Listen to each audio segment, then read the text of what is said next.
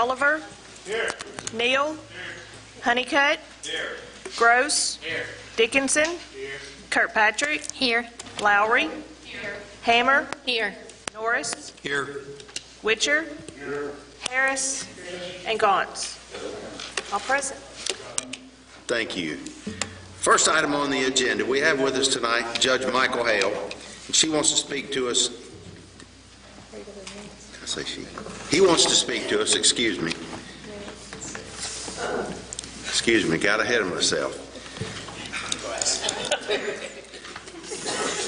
First item on the agenda is the minutes from the council meeting of October the 9th, 2017. Are there any additions or corrections to those minutes? That being the case, I'll entertain a motion to approve. By Council Member Hammer, and second. Council Member Kirkpatrick. All in favor signify by saying aye. Aye. All opposed, the motion carries. Now, Judge Hale, if you would please step to the microphone. The floor is yours, and you're going to speak about the work-ready community and the status of our community. Judge? Well, thank you, Mayor, Council. I'm honored to be here tonight. I'm going to lay this right here, and I'll get back to it just in a second. Those of you that maybe have heard that Barron County has just recently been voted on and accepted as a work-ready county, I want to explain a little of that to you. In 2015, actually September the 24th, 2015, I was in my first year as judge executive, and I attended my first work-ready meeting. Knowing a little bit about it, I was intrigued to learn more. Then Governor Beshear appointed me to the Kentucky Workforce Innovation Board, which I learned twice as much about it. So I served on that board for up until June of this year, and while I served, I was also placed on the Work Ready Communities Committee for the state of Kentucky, and I served there with Economic Development Cabinet, the Labor Cabinet, Workforce and Education, and the Kentucky Chamber of Commerce, and Department of Education. So, new governor comes in, and new administration with new expectations, and I totally understand that. The board was revamped. I was not reassigned to that board, but the committee was revamped all but myself. So I was able to move up to chair of that committee, which I'm still chair of that committee. So I had some insight on things that were happening and things that were going to happen. I first started trying to get the conversation started back with folks in the community about, number one, who started this, who all was involved, and who may have the old material on it, which is what I have right here. So I started talking about the first time in a Chamber of Commerce board meeting. I also talked about it in a economic development meeting, which was formerly known as IDEA. I received a little feedback from various folks in the community and various folks of these boards. What was going to happen was the Kentucky Workforce Innovation Board was going to make the criteria very difficult to be a work-ready county. So, not knowing how Barron County would stack up with the previous or the existing criteria until we actually started running the numbers, I had no way of knowing if we could really receive that status. What I did know was there was no progress report given to Frankfort about our work ready in progress, which is what we were. And I was told that Barron County was not going to receive an extension for work ready in progress. So I knew right then we had to get to work. So I asked to use the Chamber of Commerce Educational Committee and because the application is three-fourths educational driven, and a lot of data comes from education side. We were lacking in criteria on the educational attainment. The percentage of working age with at least a 2-year degree. We were also lacking in the number of working age adults with a diploma or a GED. And we were also lacking in soft skills programs within our educational systems. Now, as you know, we have 2 of the top-notch school systems, state of Kentucky, in my opinion, United States. So programs such as Project Lead the Way, Boys to Men Mentoring Program, leadership classes, apprenticeship programs, the Chamber of Commerce Work Ready Skills Certificate, dual credit, soft skills training, K through 12, Leader in Me, 7 Habits of Highly Effective People, resource responders. Now that's just 8 of 2 full pages that was turned in the application. I just wanted to highlight some of those, and I did that because I'm involved with a lot of those. So we started on this application end of March, 1st of April. The Education Committee had co-chairs, which was Cheyenne Fant and Amy Allen. Also, Amy Irwin was a part of the Education Committee. So once you reach your work-ready status, that has to be industry and business driven from there. So I reached out to, and I also wanted to get the young people involved in the community as well. So I reached out to Erica Spillman, who is president of the Young Professionals Association here in Barron County. And I also asked Mr. Bill Prather to be a part of this as well, he being the chamber president, because we had to have chamber involvement. We started on this, as I say, at the end of March and April, and we worked on it in our spare time when we had spare time. So we kept meeting with the committee, and the committee was coming up with new criteria. And they wanted this criteria to be implemented as quick as possible. Well, once again, I knew we had to get with it. So we started, we ended up, it got to the point where we were meeting 2 to 3 times a week.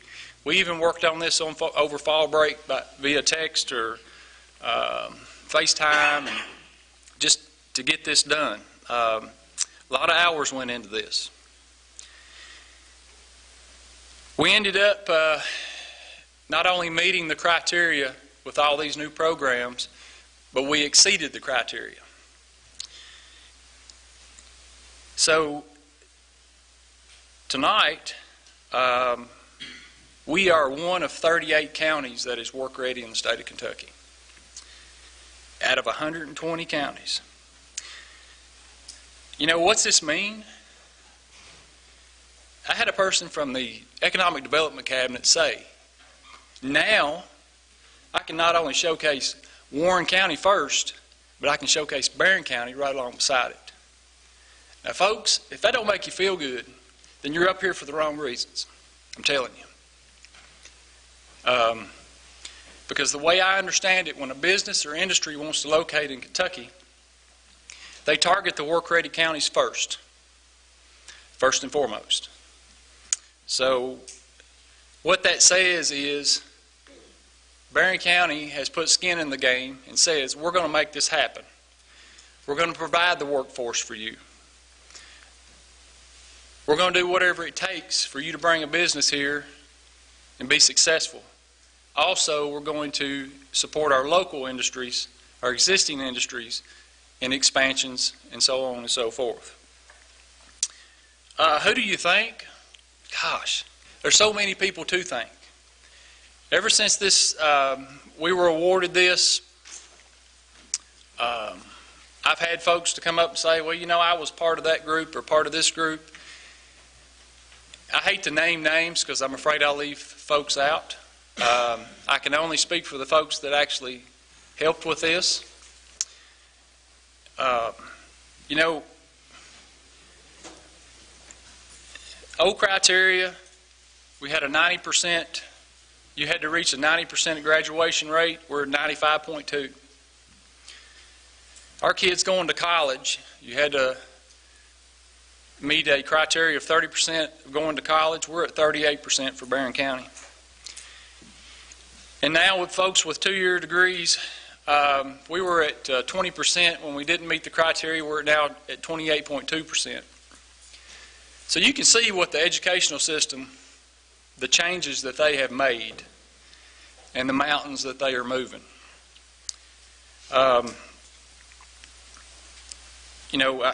Mayor Doty, I appreciate his support in this endeavor as well.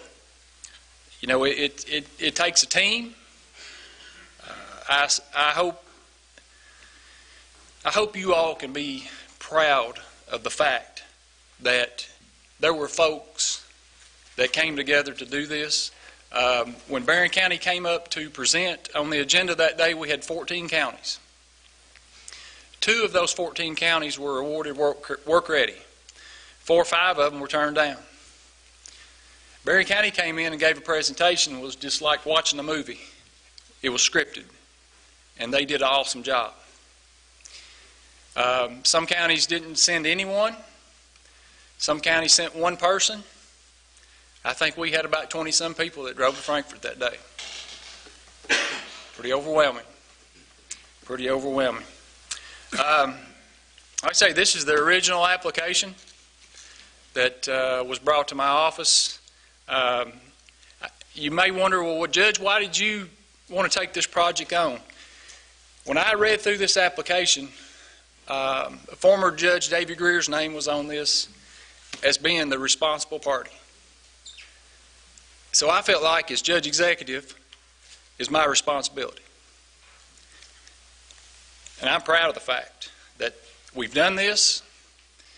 We can check this off of our list, but that doesn't mean the work stops here. We have to continue to work hard and make our program successful.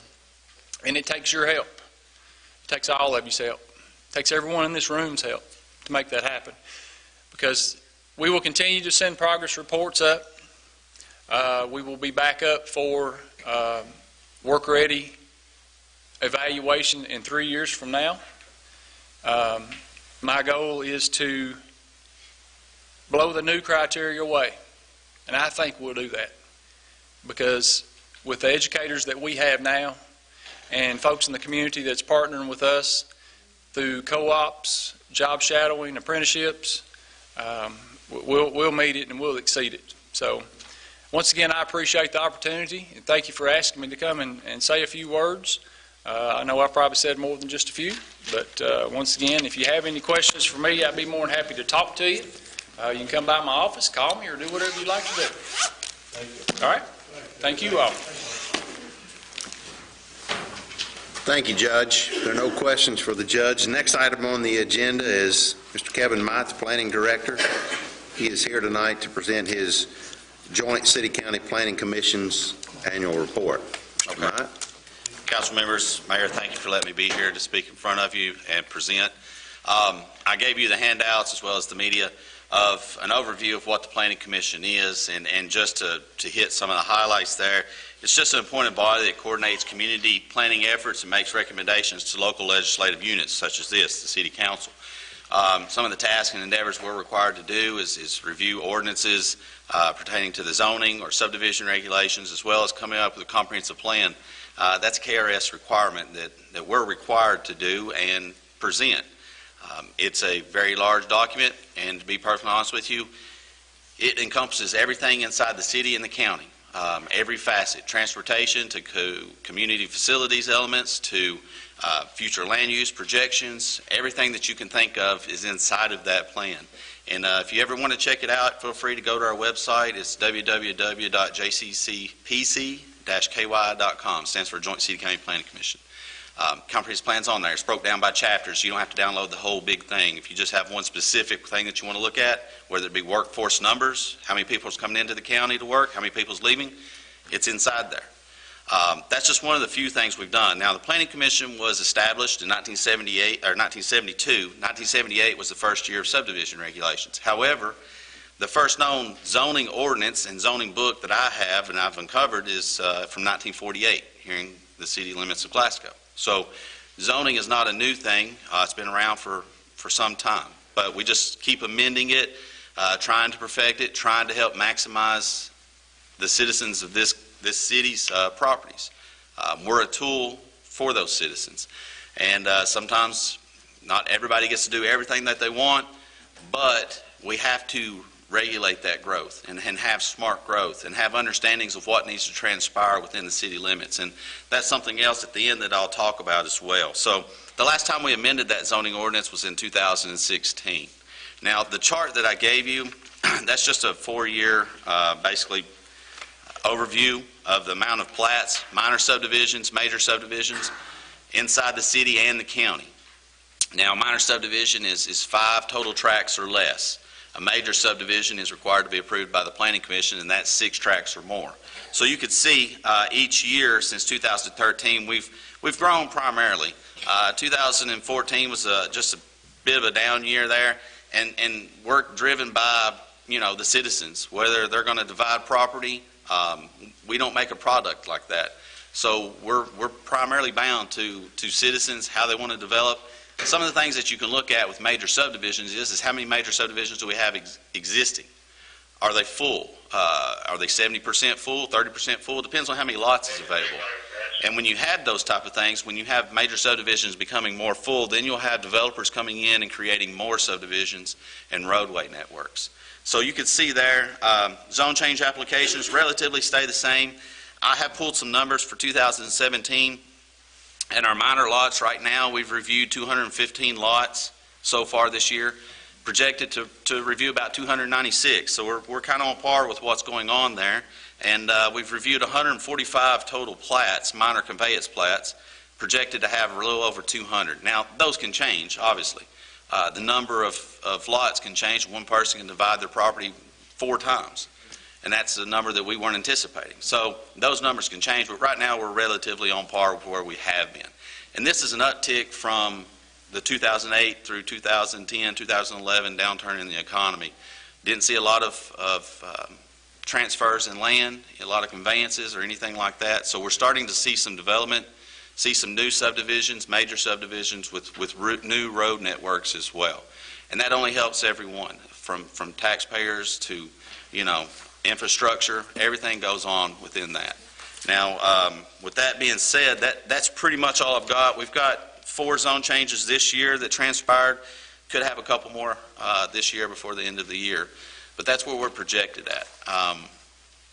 Real quick, one of the things that we're looking at as a planning commission, we're trying to be ahead of the curve and not be retroactive, I guess. One of the things that we're looking at is revamping part of the zoning ordinance, some of the zoning classifications. We're looking at what's called mixed-use overlays, plan unit development overlay districts, some LEED certified developments, and that primarily deals with energy design. And I know a few of the council members is going to be on that committee, and we're going to meet on this Thursday night at 5 o'clock, just to get an informational meeting to decide where do we want to go, what we're talking about, the technical aspects of everything, and that's at 5 o'clock here in the council chamber. So if anybody else would like to show up, come, look. This is where you see growth happen. I mean, this is the tools that you're there for the citizens. And like I said, the Planning Commission is here as a body for you all, and we're a tool for the citizens. I've always tried to preach. It was always taught to me that, we're here to help a person maximize their property. We're not lords and saviors over it. It's their property. But we do have rules we have to abide by. But we try to help them maximize to the fullest of those rules. So this is one more tool that a person can use. With that said, that's all I've got, unless there's any questions. Any questions for Mr. Myatt? Thank you very much, Kevin, for that report. Good to see that we have some activity again in our community. Next item on the agenda is the second reading of the ordinance permitting the rebate and retention to My Visual package of the 1% occupational license fee. Mayor and Council, I'll be reading from a summary of the ordinance that I prepared for publication. This is an ordinance permitting a rebate or retention by My Visual Package LLC of 1% of the 1.5% occupational license fee on certain wages paid to employees in the city of Glasgow on the condition that My Visual Package LLC meets certain criteria for incentives.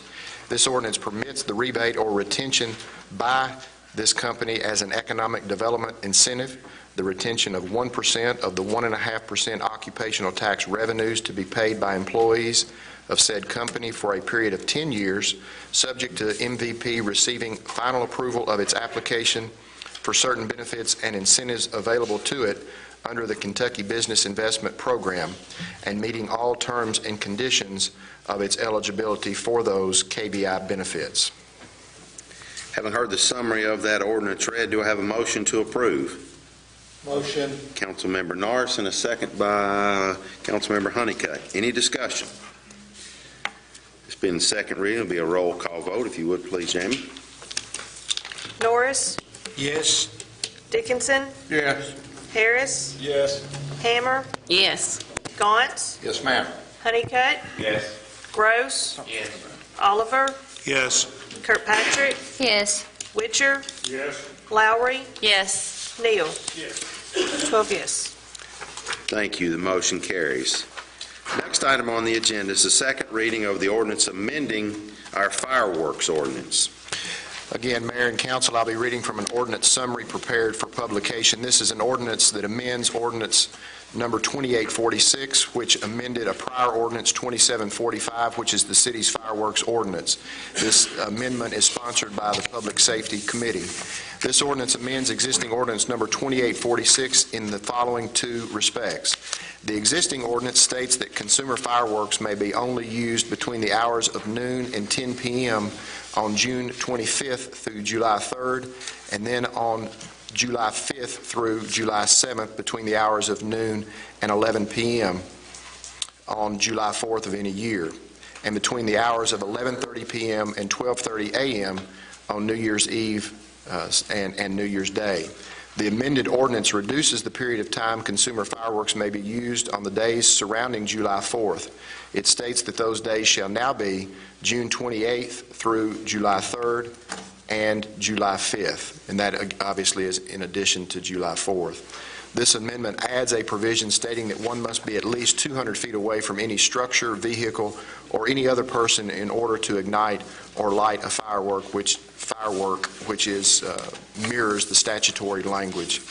The remaining portions of ordinance number 2846, including all sections relating to fees, fines, and penalties, remain unaffected by this amended ordinance. Having heard this ordinance read, do I have a motion to approve? Motion. Councilmember Hammer, and second. Second. Councilmember Kirkpatrick. Any discussion? This being the second reading, will also be a roll call vote, if you would, please. Kirkpatrick, Yes. Gross, Yes. Harris, Yes. Neal, Yes. Hammer, Yes. Lowry, Yes. Dickinson, Yes. Honeycutt, Yes. Norris, Yes. Oliver, Yes.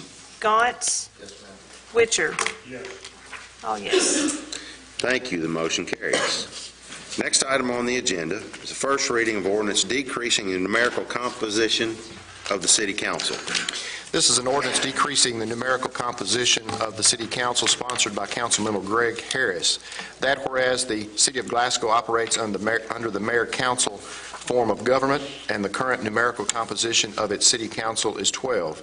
And whereas Kentucky law, specifically KRS 83A.030, provides that each city organized and governed under the Mayor-Council plan shall have a legislative body composed of not less than 6 nor more than 12 members, and empowers the city's legislative body to prescribe by ordinance the numerical composition of the council. Now therefore be it hereby ordained by the City of Glasgow as follows. Section 1. Effective January 1, 2019, when the new legislative term begins, the numerical composition of the City Council shall be decreased from 12 to 8 members. Thus, in the November 2018 election, only 8 council members shall be elected. Section 2, this ordinance shall take effect upon its passage and publication according to law. Having heard this ordinance read, do I have a motion to approve? Motion. Councilmember Norris, and a second? Second. Councilmember Gross. Any discussion? I'd like to talk about it for just a minute. All right. Floor is yours, Mr. Honeycutt. Thank you. I believe this is a bad idea. I know it would be a cost savings. We've already had a significant cost savings probably 15 years ago when the council quit receiving benefits, like for health insurance benefits. I believe we would lose diversity on the council. I think if you look at some of our tie votes, you can see we're very diverse in our opinions and in our education and our backgrounds. The top vote getters are usually the same people every year or every election. I believe we would become stagnated in our membership and suffer from a lack of fresh ideas. We have numerous people on the council that do a lot of volunteer work and some that don't do any. I worry about people that would call in, or who's going to answer calls. I know there's a gentleman, I'll just call him Johnny, that calls. He has strong opinions and freely shares them with you. And he's told me that some of the council members have quit taking his calls. I'm afraid if we get 8 people that are there, they might be no one that will take his call. So who would represent him then?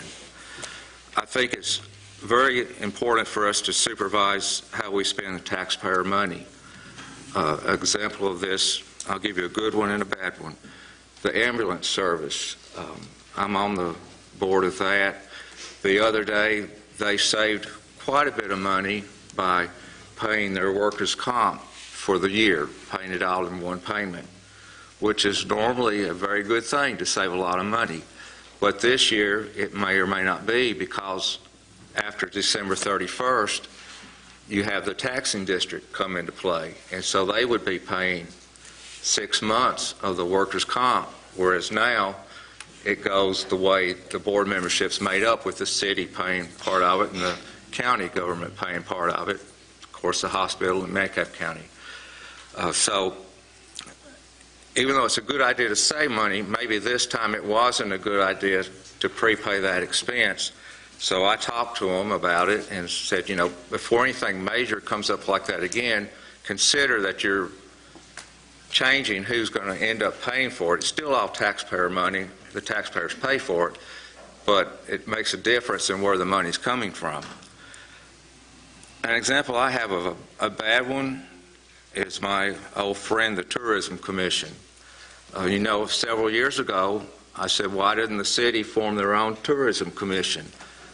Cave City does it to support the convention center. We could do it and support the Highland Games and the plaza, and I think we need to support the chamber and I believe the Bounty of the Barons, and then keep a little bit to support other things. One of the things I really fussed about the Tourism Commission was their outdated calendar of events. It hadn't been outdated for a couple of years. Well, this fall break, my daughter Googled what to do in Glasgow and Barron County on fall break. Didn't come up with anything. So I looked at the Tourism Commission page, and their calendar, the last update is October 2016. If you pull up their calendar of events, it says October 2016. And that's really what it is. It's not a misprint. I don't know what to do to get their attention. We don't have a council member on that board. There's people appointed by the city government and county government, but no council member representative. I don't have anyone to go to. Now with Johnny's problem that he called me about the other day, I'm going to ask Freddie, will you please check at your next plant board meeting? He said that on his cable, HD cable channels between 40 and 48, they go out quite a bit. He said every day those go out. I don't know if they're coming over a broadcast signal and being captured, or if it's a satellite with the sun interfering, or if it's just a problem with his cable. But would you please check for me, and I'll call Johnny and let him know. I don't know what to do about the Tourism Commission. You would think that with me trying to pull us out of it several years ago, they'd at least keep their calendar updated. Maybe they know some marketing scheme that says internet's gone away, but to me, it's not that way.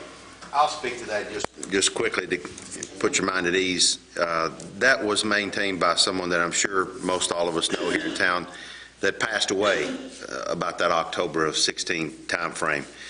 They have been in discussions, and I think even Mr. Garrett is helping them now.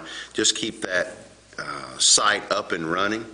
But as far as any updates to that, those have not been made since that gentleman passed away, and they are in discussions right now about getting a new agency to host that site. So that's the... But they have a full-time person. I mean, I just think it's important enough it should have been addressed. And I don't know what to do about it other than publicly state it needs to be addressed.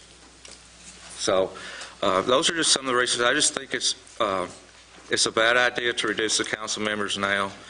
I believe it's important to keep the diversity and keep fresh ideas coming into the council. And for the most part, like I said, the people that come in and out are the people that get the fewer votes because they'll come in and serve a few years, then leave, and somebody else comes in.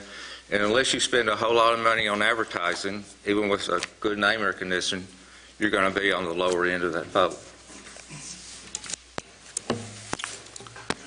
I'll make a couple comments, and I don't know that I have the right answer, and I'm probably one of the newer people on the board. I'll just give you thoughts. And then when I was with Papa John's, we had 12 people. We oversaw 3,000 restaurants in 50 states and 26 different countries. So 12 people can do a lot. I'm not sure whether we're maximizing our potential as 12 members for this community or not. I know this is the second time one of the council members has brought this up, or two different council members should have brought this up. So maybe it's a good idea, maybe it's not. I would just like, and I don't know how much trouble it'd be, Mayor, to see, I mean, we've got however many committees, how many members attend the committees that they're on? That would be the first place if this was my business, is how many, if I'm on Wendell's committee, am I there or not there? I think you got to answer that question before you can decide how many people you need. The other thing that I would say is, I've just been tracking time since I've been on the council. I think we're averaging around 20 to 25 minutes a meeting. So my first thing would be, I don't know that we need a meeting every other week. If we're doing it with what in my lifetime has been the most heated controversy, if we're still getting in and out here in 25 minutes, do we really need 2 meetings every month? So those are just different thoughts that I would have. Councilmember Oliver proposed reduction to 7 about a year ago, and it was voted down by the council at that time. And although reducing the council by 4 people is kind of small dollars in the overall budget of things, you're still talking about savings of just under $35,000 a year. I think that we should lead our city to save any tax dollars we can. The reason I'm in favor of 8 is I think an even number in case there's a tie. I feel like whoever the presiding mayor in the event of a tie should have the tie break. He's a full-time employee and been voted in by the citizens. And 62% of Americans are living paycheck to paycheck, and I don't think it's a great deal different in the city of Glasgow. I think anything that we can do to prevent future tax increases is worthwhile. We just came out of a meeting where we're talking about needing a couple $100,000 for something that's not in the budget. And, so I think anything that we can do to save future tax increases is a good thing. It was very interesting to hear Angela, I think that's her name back there, give a full report on how much we make an hour. That was really interesting this morning, as I happened to be listening to the radio and listening to all the committees and trying to figure out how much time we spend in committee work and where we're here. And that was interesting. You might print that somewhere for all people in the community. It's a good thing to vote on things, to give the community an opportunity to vote on things like this. So I really support it. Well, and back again to your point, Greg, and I don't know who I would ask, whether this is Jamie or John or whoever would do this. I mean, I think it's always good to do a comparison of if we only met half as many times, or if we only had 8 people, to me it's more about efficiencies than it is cost savings. And then the third thing would be, how are we in relation to what the city council makes per month versus city councils around us? I mean, what is $900 a month or whatever we get, is that normal? Is that what Cave City gets? Is that what, Bowling Green's got a different system. I don't even know who the next one other than Cave City. I mean, if we could get those comparisons, we might be able to make, I'll be glad to vote tonight, but I think it's good to get information and figure out what you're doing before you vote. I don't know what those numbers are, Councilman Goins, but we certainly could find some comparative numbers if that would be beneficial. Going back to something Wendell and Patrick both said, how many of us sit on a committee that we've had to cancel our meeting because there's no quorum? Okay, so perhaps we're not maybe all doing the best job we can, and I understand that people miss. So maybe it's not the number of us, maybe we make too much money. Maybe we should give part of our salary back to the city, that if we're not doing our job, we ought not be paid for it. If you're not coming to your committee meetings, you don't deserve to be paid. Again, I'd say let's just get all the information of who's attended. It should be easy to get, at least for the year of 2017. Some of this might be on record already because we had a long discussion, maybe 2008, 2010 on this, and those figures may be in the office downstairs. The figures of which one? Neighboring towns. Oh, okay. Neighboring towns that are the comparisons. Kentucky League of Cities has all of that available on their webpage of what the salaries are for city council members. I mean, do you know, Brett?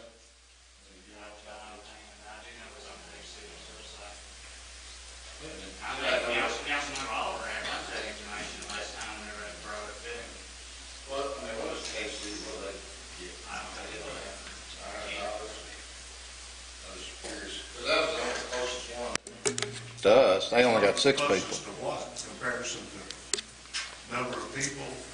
Well, just Population. closest in geography from standpoint. I mean, we got 14,000 people and they got 2,000. So is E-Town. Huh? So is E-Town. Got, Same, about the same population. right.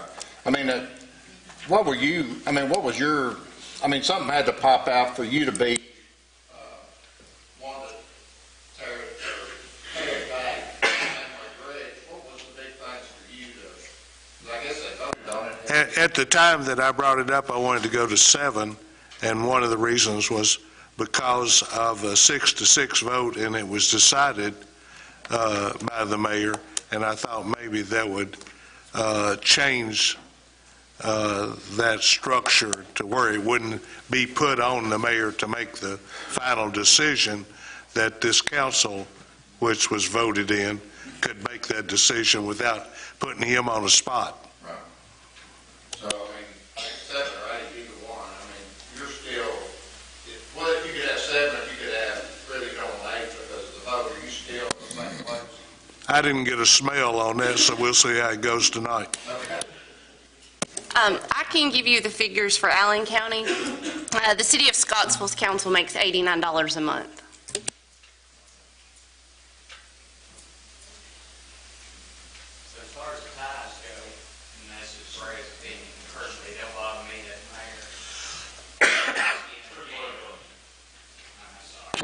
Thought I was loud enough without it. I don't see a problem with the mayor having some skin in the game, because we've had some controversial votes in the last several years, and Mayor Pickett broke some very controversial ties, so I don't see an issue with the mayor having a vote in it, if that comes up.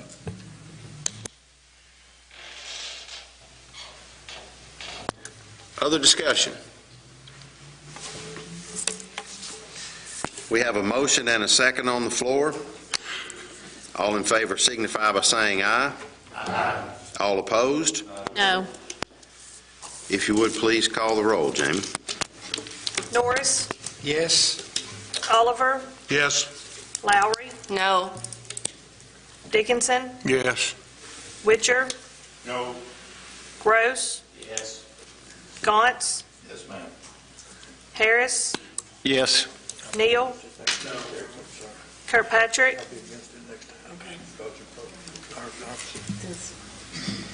The number, you want to reduce it or not reduce? No. Hammer, No. Honeycutt, No. 6 no, 6 yes. My vote is to reduce the council, so that'll be a yes vote. So the motion carries. Next item on the agenda is a resolution naming the baseball field at John E. Richardson Stadium to the Sam Royce Field in honor of the civic contributions of longtime baseball coach Sam Royce. That whereas on August 6, 1957, by resolution number 251, the city of Glasgow named the newly constructed baseball stadium in Gorham Park John E. Richardson Stadium in honor of the late John E. Richardson, who had been a member of the Recreation Department and took great interest in promoting recreation in the city of Glasgow for many years. Whereas while continuing to recognize John E. Richardson's contributions by keeping the baseball stadium named in his honor, the city of Glasgow believes it is also fitting and appropriate to now recognize and honor the civic contributions of another individual, Sam Royce, who is now entering his 34th year as the head baseball coach at Glasgow High School. Whereas Sam Royce, for well over 3 decades, has been committed to a standard of excellence in the Glasgow High School baseball program, and in so doing, he has spent countless hours pouring his energies into creating, improving, and maintaining a quality baseball facility within the friendly confines of John E. Richardson Stadium. Whereas the baseball field and surrounding stadium truly make up one of the more unique and iconic ballparks in South Central Kentucky, and that it is due in great part to the passion Sam Royce has had for the baseball tradition in this community. Now, therefore, in light of the foregoing recitals, it is hereby resolved that henceforth the baseball complex in Gorham Park shall be known as the John E. Richardson Stadium Sam Royce Field. And by so naming the field in honor of Coach Royce, the Glasgow City Council wishes to express its sincere gratitude and appreciation to Coach Royce for his many years of dedication and contributions to this community, and for his positive impact on the youth of our community who have been the beneficiaries of his hard work and labor to make the baseball facility in Gorham Park what it is today. Having heard the resolution read, do I have a motion to approve? Councilmember Neal, second. Second. Councilmember Hammer. Any discussion? All in favor signify by saying aye. Aye. All opposed? Motion carries. Thank you. We want to commend Mr. Sam Royce, Coach Sam Royce, on his years and years of dedication to that ballpark. Next, we have a resolution for the city to make application for a Kentucky League of Cities Insurance Services Compensation Safety Grant. Be it hereby resolved by the City of Glasgow that April Russell, the grant writer for the City of Glasgow, shall be and hereby is authorized and directed to make application on behalf of the city for a grant administered through the Kentucky League of Cities Insurance Services Compensation Safety Grant, which will be used to purchase body cameras for the Glasgow Police Department in the amount of $3,000 if received. This grant has an in-kind match of 50-50. Be it further resolved by the City of Glasgow that Dick Doty, Mayor of the city, shall be and hereby is authorized and directed to execute any and all documents necessary in order to make application for this grant. Having heard the resolution, do I have a motion to approve? Motion. Councilmember Norris. Johnson, second. Councilmember Neal. Any discussion? All in favor signify by saying aye. Aye. All opposed? Motion carries. Thank you. Mayor, I'd like to make a motion that we suspend the rules to consider an item not on the agenda. Have a motion to suspend the rules for one additional item. Do I have a second? Second. Councilmember Hammer, I think. All in favor signify by saying aye. Aye. All opposed? Motion carries. The floor is yours, Mr. Honeycutt. At our Public Safety Committee meeting tonight, it was brought to our attention that we are having our budget about $300,000 to purchase a new fire truck. The actual cost is going to be approximately $215,000 more than that. We have a need for the truck, an immediate need.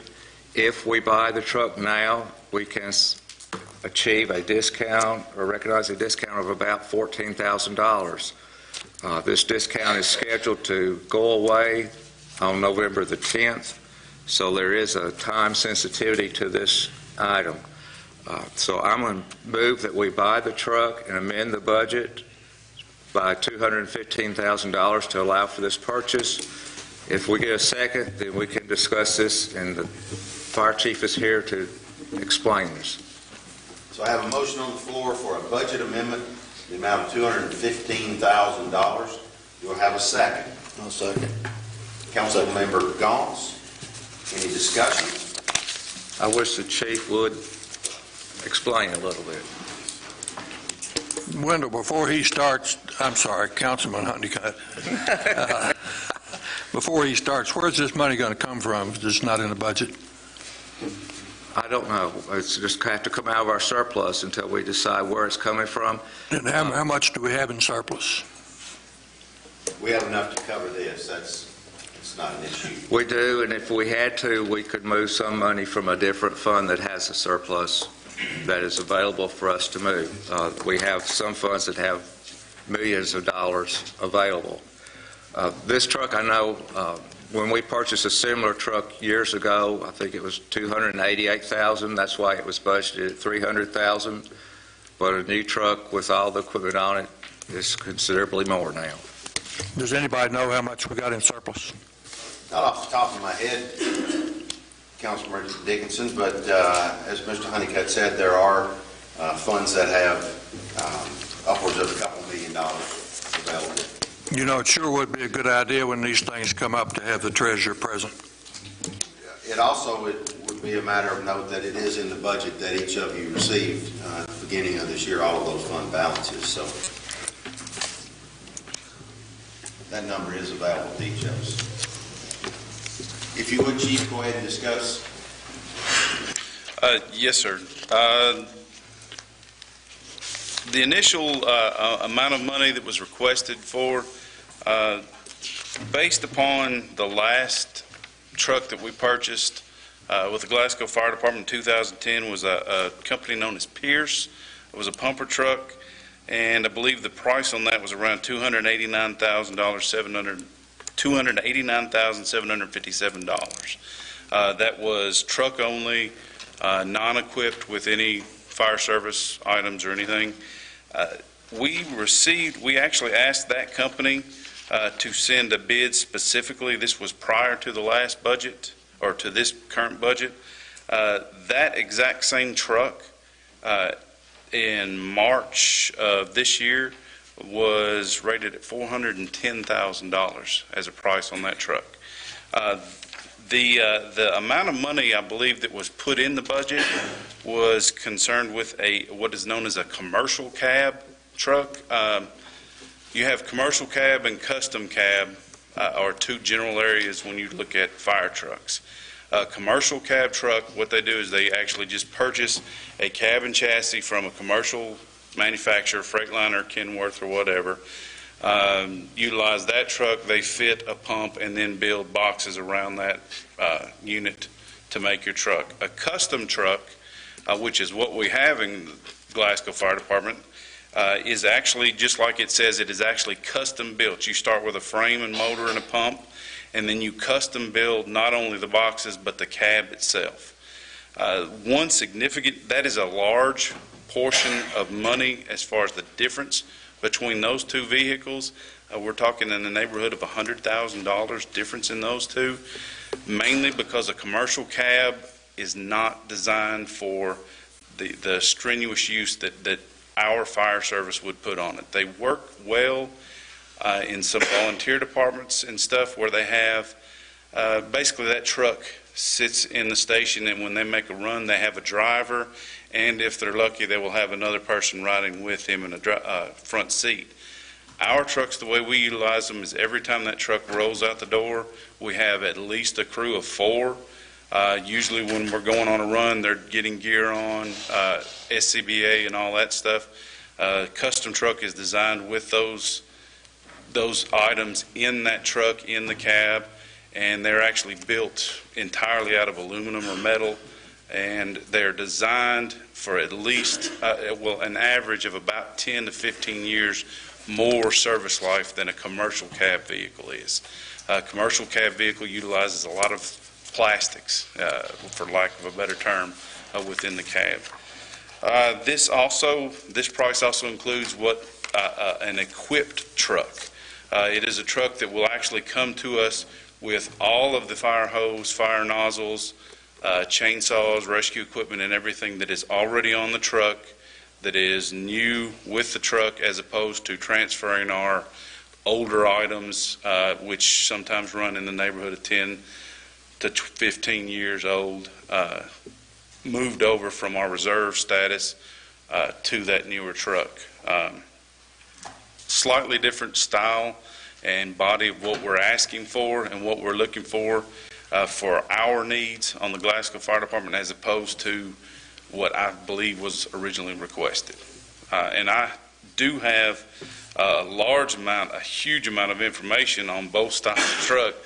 If anybody wants to come to the fire station anytime, I'll be more than happy to sit down and go over pros and cons lists and everything that you need. But if anybody has any specific questions, I'll be happy to answer those at this time as well.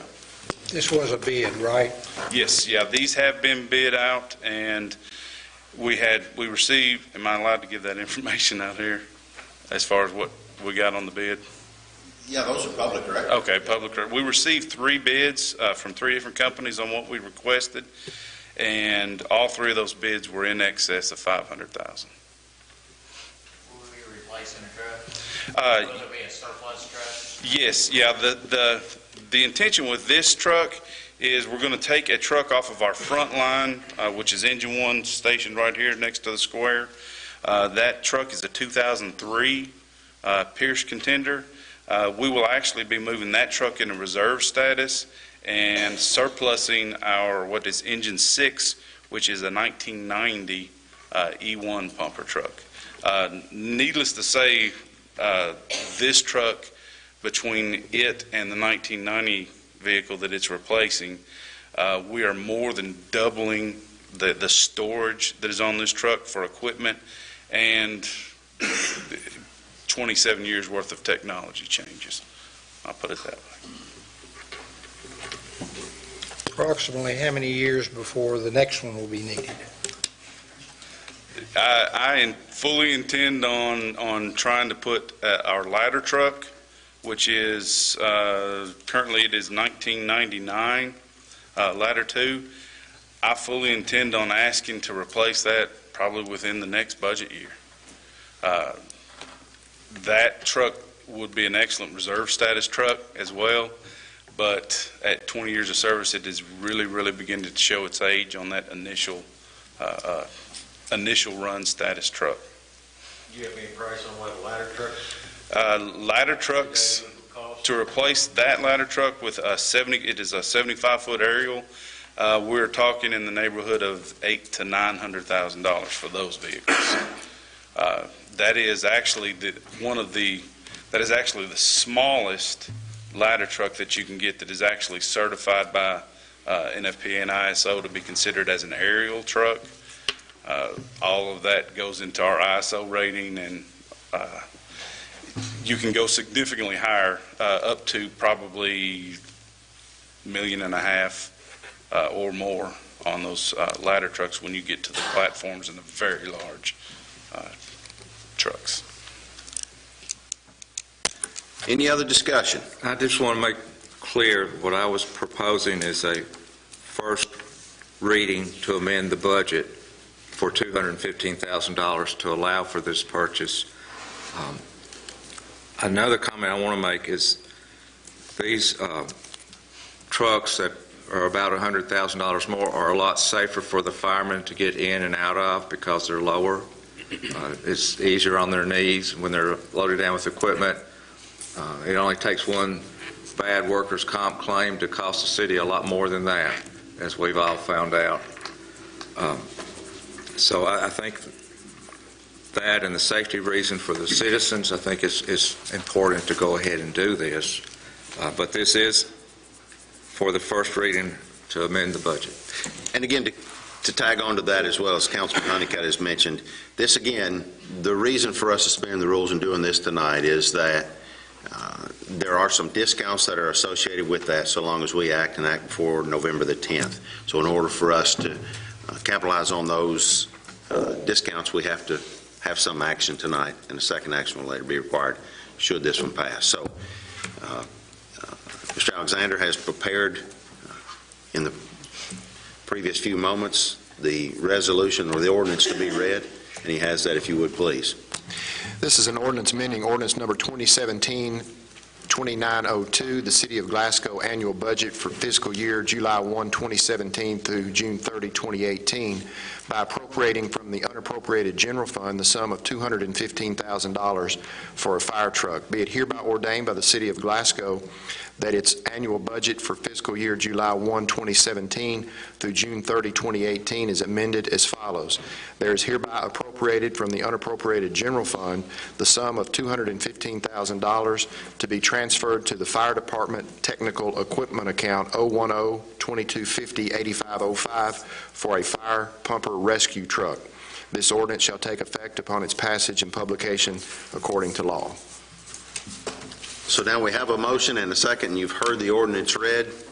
All in favor signify by saying aye. Aye. All opposed? The motion carries. Thank you. That's all the items that we have on the agenda. I have several announcements to make. Trick or Treat this year will be scheduled from 5 p.m. to 7:30 p.m. on October the 31st. Please be reminded that children over 12 years of age are not permitted to wear a mask. Also, the annual city leaf collection is scheduled. That will begin on November the 6th, and to find out the dates in which those collections will be done on your street, you can check online at the cityofglasgow.org website. Also, the Christmas parade applications are due to the chamber, and if you want that early bird discount, that deadline is November the 10th. All parade applications are due to the chamber by November the 17th. The annual Veterans Day Parade will be held November the 11th at 12 noon. We have country music singer Mark Chestnut performing at the Plaza Theater on November the 30th at 7:30 p.m. Those tickets are $35 for the floor and $30 for the balcony. Also want to inform everybody that on the 27th of this month at 9 a.m., we will have a meeting with the state officials who are working on the Water Street Tunnel. They have a consultant that has completed his study of that tunnel rehab, and he would be here to present that. Will be in this room on the 27th. Chief, there was an announcement about a drug take-back. While you're making your way to the microphone, I'd like to welcome our guests tonight, which are, I believe, mainly from the leadership class, and I want to thank you all for being here, but more importantly, thank you for taking part in that program and being active members in our community. Chief? Yes, Mayor, thank you. The Glasgow Police Department is participating in the National Drug Take-Back Day, which is October the 28th, this Saturday at Walmart. We'll be accepting all your prescription drugs or any other type of drugs that you want to turn in. It's Amnesty Day. So if you have those items in your household or know of somebody, please bring them in and we will get those turned into the DEA for proper destruction. Thank you. Thank you. Yes, sir. The annual Thanksgiving Community Worship Service will be held at First Baptist. Mike Rice will be preaching. That's the Sunday before Thanksgiving at 5 o'clock. And we'd like to get that on the calendar early. Very good. One more announcement. The city-sponsored Halloween Fest that is held at Ralphie's each year will be Friday, October the 27th. That's this Friday, and that'll be from 6 to 8 p.m. Admission is absolutely free. Come in and bring your children trick-or-treat there at Ralphie's. Are there any other announcements to come before the group tonight? Yes, we still have a few tickets left for this Saturday evening, the Kentucky Headhunters at the Plaza. So if you haven't got your tickets yet and you're still interested, I believe those proceeds are going to Courageous Kids. So yes. A wonderful cause. Hey, one other thing, just on this is not till November 20th, but Children's Day, Dr. Modi's be November 20th, and I know we'll have a meeting before that, but just to get it on the calendar. Thank you. Judge Hale? I have one other thing. Also November the 20th, our fiscal court will be meeting that morning, 9 a.m., and once again, you're all are always invited to come if you have the chance. The Barron County Health Department passed, or we're going to be involved now with the needle exchange program.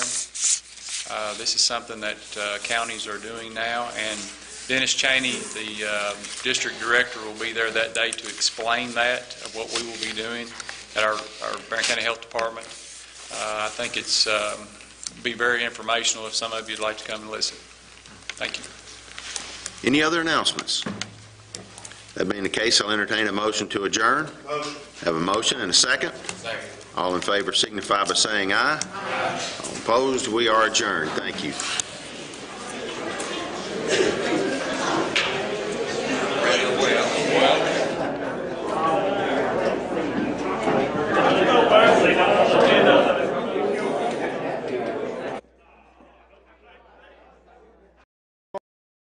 You slow down the economy in California.